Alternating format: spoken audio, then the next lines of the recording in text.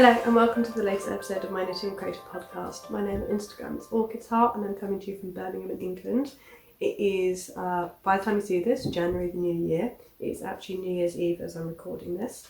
And I just wanted to share with you a slightly different video today. I have just already recorded it, but I realised the camera was really high up and you could barely see what I was showing. So that's annoying. So I'm recording again. I have got a bit of a cough, so sorry. But there we go. I'm sat by the fire, it's really bright, it's a lovely day, and I just wanted to share with you today some projects that I've made and would like to make or have thought about making inspired by the moon. Yeah, so I wanted to share a collection of items I've made and have thought about making inspired by the moon, because I find the moon a very inspiring, beautiful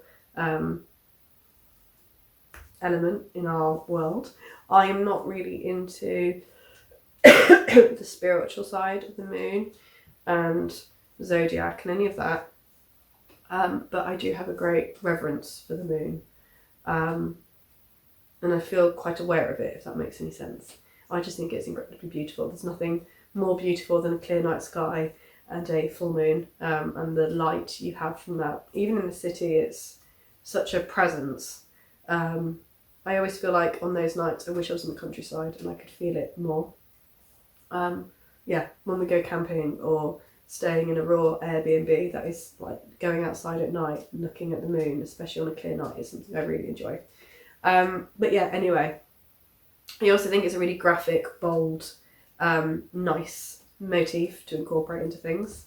In case you're interested in what I'm wearing today, I am wearing a Ranunculus knit in Aran weight Broom by Daughter of a Shepherd. A thrifted, not perfect linen shirt, which I recently thrifted actually. It's got short sleeves. I was umming and ahhing about it for ages because actually I prefer a long sleeve, but I've layered it over a merino long sleeve base layer, and so you can't see that it's short sleeve. And I will wear it in the summer as a short sleeve.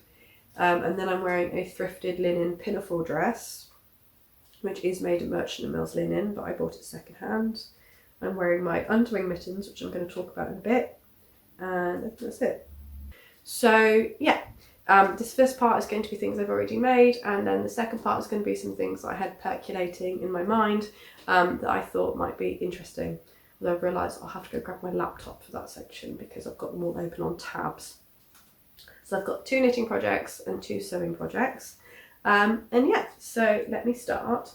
My first one is, and I don't know if it's in shot still, but it's this pair of socks. So these are some socks I knit a very long time ago, so these are looking really well worn now, and I will put a photo on screen of what they look like when they were brand new, as well as a picture of the original pattern, because it's quite different. So these are using the charts from the Harvest Moon Socks by Piku Kimalainen, who used to do knitting podcasts, but she doesn't anymore. At least I haven't seen any from her for a really long time. And it's an all over colourwork sock.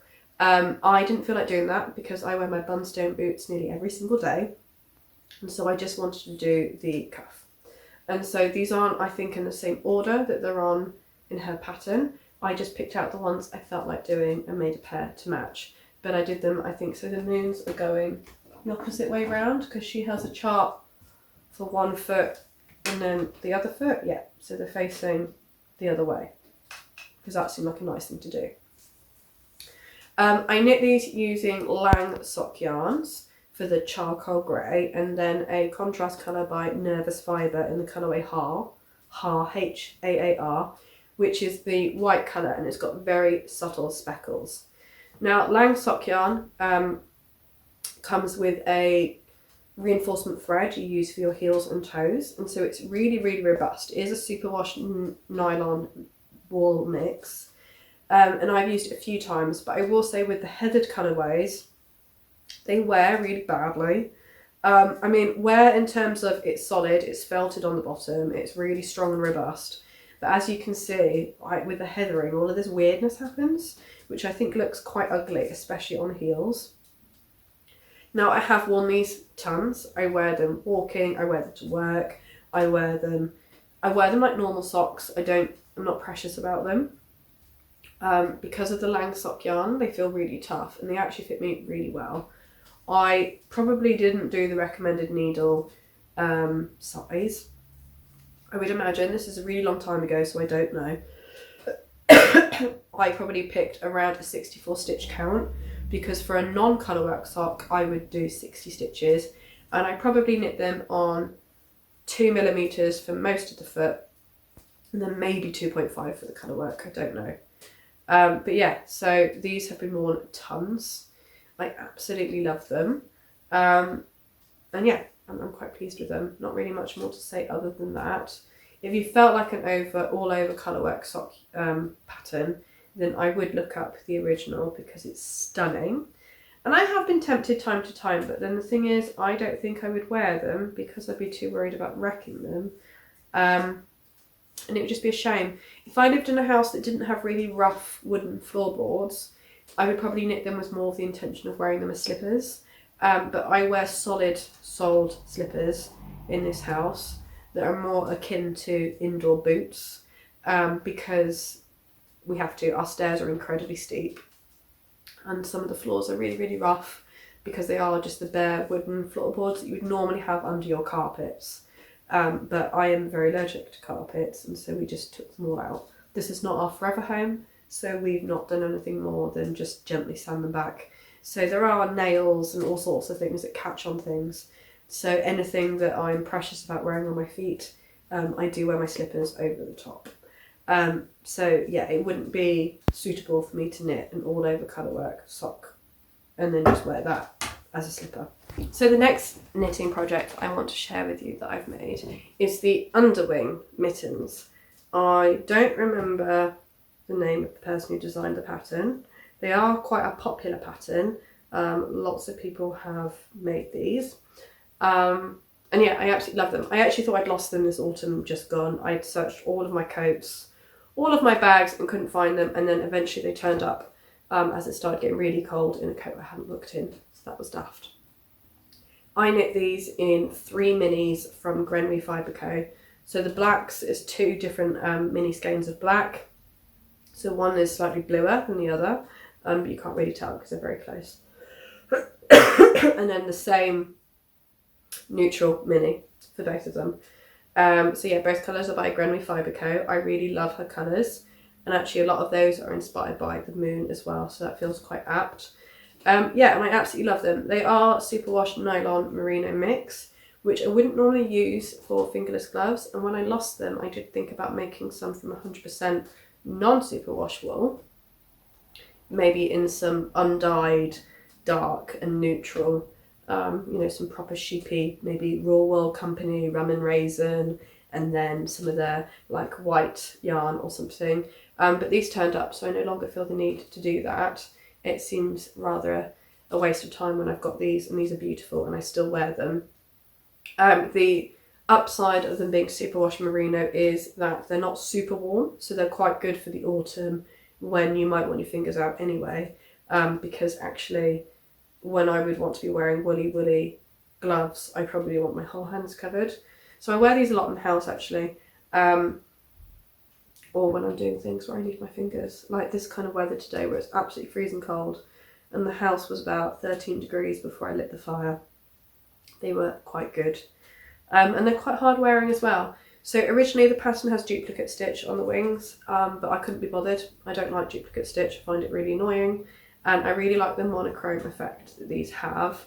It feels a bit more understated, and I think if I did put the pop of bright orange on, not only did I not have anything appropriate, for me it's a bit too jarring because I wear, as you can see, mostly kind of neutral colours anyway. Yeah, and I just felt that they were a little bit less fussy like this.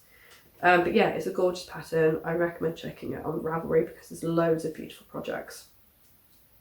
So the only thing is I have to remember to hide them when my mum comes to stay because she's afraid of moths, and she wouldn't be very happy if she saw them. So yeah, but there we go. So they do occasionally get hidden, and that was probably why I lost them in the first place. So that was my 2 knitting projects that I have made featuring moons. let's go on to the sewing projects. And so they're kind of connected because they were made around the same time-ish, and because I had certain ideas percolating in my brain. So yeah, I thought I'd then share with you some sewing projects that I have worked on that are also inspired by the moon. They are kind of connected, so I'm probably going to be talking about them at the same time. So starting with what you can see a peek of here, I had been planning for actually a couple of years before I started making it, a quilted jacket using the Wiksten unfolding jacket pattern. Wiksten are no longer trading as a company, I believe. And I bought some quilted jacquard by Merchant & Mills, secondhand on eBay. It was cheap because it had a faded sun mark. It obviously been stored on an open shelf. And then where it had a crease, it was faded. So I re-dyed it using a dye-on pod, which also made it a bit darker because it was a bit lighter before. And I had originally intended to do an all-over embroidery on one side of star constellations, like the actual constellations, and then some like patchwork applique of moons and things like that on one side, and then on the other side I was going to do a dramatic moon phase quilt kind of pattern. But I probably had this idea percolating for 3 years, and then I was heavily pregnant, and I thought, if I never get on with this project, I'm never going to do it. And I decided that all over embroidery, it might look a little bit too much like a dressing gown or just over the top. It wouldn't have the delicate kind of feeling that I was imagining. And so I decided not to do that. But in the meantime, I had already started and done one of the pockets. I also did a test piece, which I'm going to at some point make a hot water bottle cover out of. Haven't gotten around to it yet. And so I did this I bought some embroidery film that's water soluble, and I found some images on Pinterest that had like, you know, moons and kind of constellations and things on, and I blew them up on my screen and I traced them onto the water soluble film. I then tacked it onto my fabric and then embroidered it using shishiko thread and then like a pearlescent hand sewing thread. You then rinse it in cold water and the film dissolves. You then dry it and then you just use it as you would with your fabric. So this is the Wiksten unfolding jacket pattern. And the inside is a William Morris printed cotton, and in the middle is a wool quilt batting. So it's really warm and soft and squishy. The cotton jacquard is incredibly soft. I absolutely love it. The only major difference that I made with the pattern is the collar should be double thickness, this on one side and that on the other, and then you fold it back on itself. But the collar was just huge and it never lay happily for me, especially on the back neck. And so, following someone's suggestion, I made it a single collar and stitched it down. It's got pockets on both sides, which I achieved by attaching the pockets to the layers before sewing the layers together. And this side is hand stitched down because I think this is where I turned it inside out. Yeah, and so I quilted the cotton to the wool batting. So that's one layer, and then the jacquard with the pattern on the back, which I'll show you in a second, and the embroidery is the other layer. So the back does have the moon phase that I had intended to do. And so this is unbleached calico, and the shapes, to get the nice edges, I cut out the shapes twice, stitched them together, clipped the corners, well, clipped the curves and the corners, turned them inside out, ironed them flat. To turn them inside out, I had to leave a little hole, stitched up the hole, and then machine stitched these down. And then this bottom one is a double layer of shishiko embroidery to create my moon phase. So hopefully I can put in a photo or some footage of me wearing it, because I did recently film myself in the woods wearing it. And it's so cozy and soft, and I wear it tons. I would wear it now over what I'm wearing, especially in the house when it's really cold. I do wear it out as a coat sometimes, but because it's open, obviously it doesn't keep my middle warm. I love it. I think it's so beautiful. I have never worn it actually this way out yet, and it is made so I could. I think I'd have to be wearing a more plain outfit, maybe trousers as well rather than a dress. I just think it'd be too much, especially this on top of the gingham and everything I've got going on up here. But yeah, I absolutely love it. I'm just going to put some more wood on the fire. And so my last sewing project I'm going to share is my Bilbo vest by Thread and Yarn, which is a basic boxy vest, quilted vest. If you saw one of my most recent videos, you will know that I actually just recently sized this down 2 sizes. I completely took it apart and restitched it together. But I still haven't finished it. I still need to do the buttonholes and the buttons, which I am going to do. The buttons have now arrived, so that'll give me an incentive to crack on with that. It's also fully reversible. It can be, the other side again is just vertically quilted, as I did with the other one, but this has cotton batting in it, not wool, so it's a bit lighter.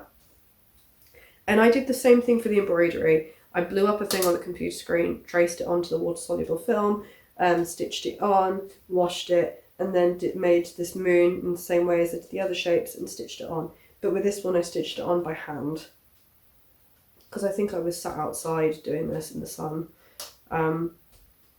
whilst he was playing outside, because he would have been born by then. Yeah, so I'm really pleased with how that looks. And this was the kind of thing I was imagining doing on the jacket. This is actually the same motif that's on the pocket, but blown up much bigger and with a plique rather than embroidering the moon. So they kind of match. I'm not sure I'd wear them together, it'd be a bit much. So yeah, that is that one. And so they are the projects I've made. And I'm going to go get my laptop so I can share with you the projects I've thought about making. So I have a bundle on Ravelry where I have collected a few patterns that I thought were quite interesting, inspired by moons and bugs and mushrooms, I think. So I'll share a few of those with you today. I will put the pictures on screen. Right, so the first one that I was going to mention is maybe one of the most famous. I have no idea how to pronounce it. It was in a pom-pom magazine in autumn 2018. So I'm going to put a picture on the screen, followed by the name and the designer, because I don't know how you say it. And it's a very striking all-over colourwork jumper sweater. It is in 4-ply weight. They knit theirs in Magpie Fibre's Swanky Sock. And I actually think I saw the sample in the main picture, or at least very similar in the same yarn, at the Brooklyn Yarn Shop. I've actually forgotten the name of it. Brooklyn something. Brooklyn Fibre Co, Brooklyn Supply, I don't know, I can't remember. You know where I mean. Yeah, so it is a absolutely beautiful pattern, but there's something about it that I don't like. It's really striking. I think for me maybe it's too graphic. I'm not sure, but it's one of those ones where I've kind of thought about making it, but not sure. I did actually see, and I'll try and put a photo of this on the screen as well, someone used the charts to do something similar, and that actually kind of appealed to me more. So I would consider that. I think for me maybe it's just too much. I also don't think I'm a big fan of the plain bands on the top of the arm here where there's no colour work. That kind of stands out to me as a bit odd. And I'm not sure why it's like that. That must be for something to do with how it's knit. And I'm guessing the bits down here are either duplicate stitch or intarsia, which again I would not do. So yeah, I don't know. Very beautiful, but I'm not sure one I would actually make. A top pattern that I did think about making instead when I was thinking about making a moon yoke knitted item is the Half Moon Tee by Dragon Hoard Designs. And again, I'll stick a picture up. This is like a short sleeve tee. I think quite cropped. So obviously you could knit it longer. Does it say it's knit top down yoke style, so you can knit it as long as you wanted. And again, I was really interested in this, but what I don't like about this one is how narrow the moons are, and I would have preferred a moon phase. Again, I think somebody did make one, and it was more of a moon phase. Don't know if that comes up if I look at projects. I'm sure I did see someone that knit it as a moon phase rather than just thin moons. Anyway, I can't see that quickly now, so I'm not going to keep looking. But I think it has the potential to be really beautiful. It is a lovely pattern. I just think maybe it's not quite for me. I'm also not that keen on the pattern that's on the cuff and around the bottom. I think I would just leave that plain and not bother. I think for me it's just too much. Or maybe it was just the colours in the sample I was just looking at rather than the original. You could also knit it long sleeve and it would be a 4-ply jumper. So that's one I've ummed and ahed about before. And then another pattern that was in my bundle is the Broom Riding Cowl by Vanessa Ewing. And that has a bit more of a moon phase motif because it has, the crescent moon and the full moon. And yeah, so that's a cowl, a colourwork cowl. That is knit in DK. And I think that's very lovely. I just don't know that I wear tube cowls very much. I prefer one I can wind around my neck a few times. Like Andrew Murray's Mobius cowl type ones. I prefer wearing those.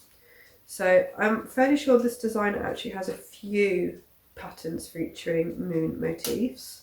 So she might be worth looking into a bit more if you're also equally moon motivated.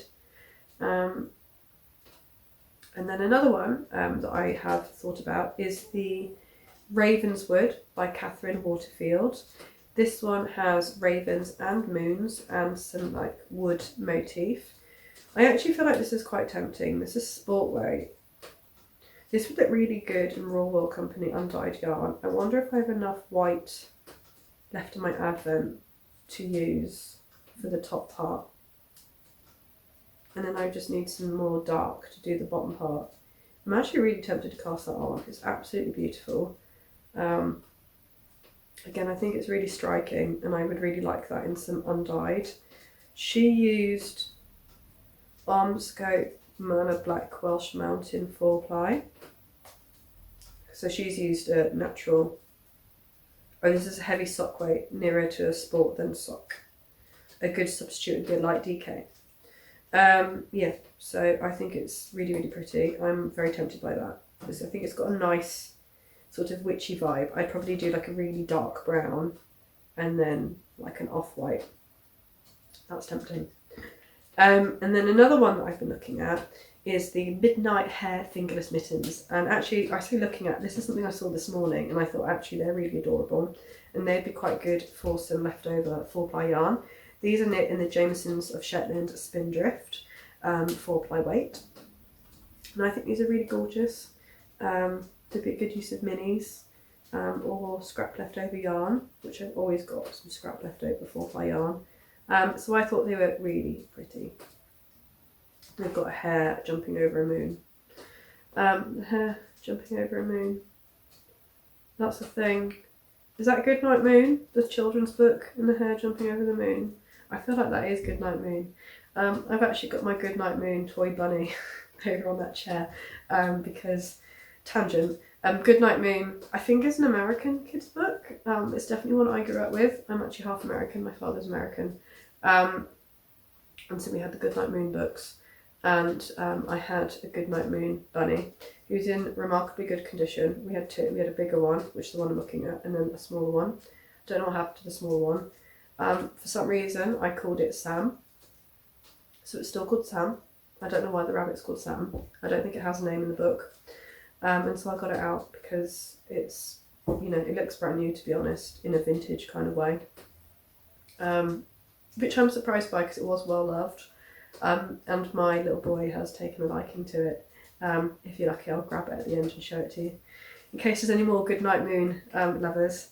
So yeah, I'm actually very tempted to knit those. Sorry. Maybe a good alternative to these, having them in a non-superwash yarn. perhaps if I have some scraps left over from my Royal Company Advent from last year, I might use that. And then the last pattern I picked out, before I talk about something else I've thought of, is the Luna de Plata by Unit Toronto. And this is a really nice idea, I think. I'll stick a picture or two on screen. It is just an ordinary jumper that's been knit with one strand of mohair, but the embroidery on the elbows and sleeves I think is enchanting. And so they've embroidered some stars and a moon onto the sleeves and arm. And I guess with the combination with the really floaty, soft mohair, it has just a really ethereal quality. Wouldn't that be such a good New Year's Day jumper? But I also thought you could do that to any jumper. Wouldn't that be a really lovely way to like jazz up a plain jumper if you've got one? So that's quite a achievable idea.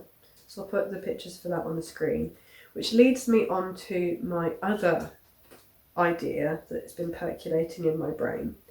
And that is the wonderful embroidery by Judith something, I can't remember her surname, and she wrote Embroidery on Knits, which was published by Lana. And I follow her on Instagram, and she's done a couple of projects which really caught my eye. So the first one, which I think was a while ago, and I'm going to put the picture on screen. So I think this was car alarms going off. Is some slippers which she's embroidered all over. One has a moon on and one has a moth with some stars and some other shapes. And I think they're stunning. And I did think about doing it to my slippers, but I think I would struggle because of how structured they are, although they are made from like a recycled felt. But I think it's a really beautiful idea. And I've noticed recently the sailor slipper madness, and then I thought I could knit some sailor slippers in dark blue and then embroider them after they've been felted, and wouldn't that be so beautiful? So I'm very tempted. Please don't wake up, it's way too early. So yeah, I don't know whether she has similar templates for those embroideries in her book, I'm not sure, but I could just use the photo she's posted on Instagram as a reference and do something inspired by that. And then in a very similar vein, she recently did a Sophie scarf, which she then embroidered with a moon, some stars, a moth, and then a floral motif, and then put some tassels on. And it's gorgeous. Again, I'm thinking maybe I want to make a shawl and then embroider moons and things on it. Wouldn't that be stunning? Very, very tempting. I'm now thinking maybe there's a pattern in Knits About Winter that's similar, that you embroider star constellations on. Is that a thing? Might be worth having a look. If it is, I'll stick a photo up in the pattern name. I feel like that is something. But yeah, so they are some ideas that have inspired me, have made some ideas percolate in my brain. I would love to do the sailor slippers, but as I've meant, maybe this was the first time I recorded the video, not the second time. My house has really rough floors. I think this was this version of the video. And so I have to wear solid soled slippers because also our stairs are incredibly steep. And so they need to be quite structured and not just slip on and off. So if anybody does know a way of getting solid soles for sailor slippers, the knitting pattern, or a way that you could do that, isn't expensive, let me know. I saw that somebody had used some reclaimed soles from some Birkenstocks on some sailor slippers, but then you have to buy a pair of Birkenstocks and harvest the soles. And to be honest, I don't understand how she managed that, because my worn Birkenstocks, the sole is actually knackered. And so for the sole to be in decent enough shape to warrant attaching to a pair of slippers, they'd have to be basically new, which is kind of expensive. So I'm not doing that. But if you know another way of getting a solid sole that you could attach to your slipper, or maybe even like a rubber like plate that you could stitch on or something, I don't know. I would just need it not to be straight up wool on the bottom. because our house isn't slippy. The advantage of the raw wooden floors is they're not slippy, but they would shred them. Which is why I've never knit any slippers, because it would be a complete waste of time. But anyway, that is kind of the end of my roundup of moon-inspired knitting and sewing projects. If you like this kind of video and you feel like seeing something else, maybe like an inspiration type video, let me know. I have some links below to my Instagram, my Ko-Fi account if you wanted to support me in any way, my Ravelry wish list if you wanted to gift me one of these patterns that I haven't started yet, and the link to the bundle actually where these patterns are saved, in case you want to have a look too. So thank you very much and Happy New Year, and talk to you soon with a regular normal podcast.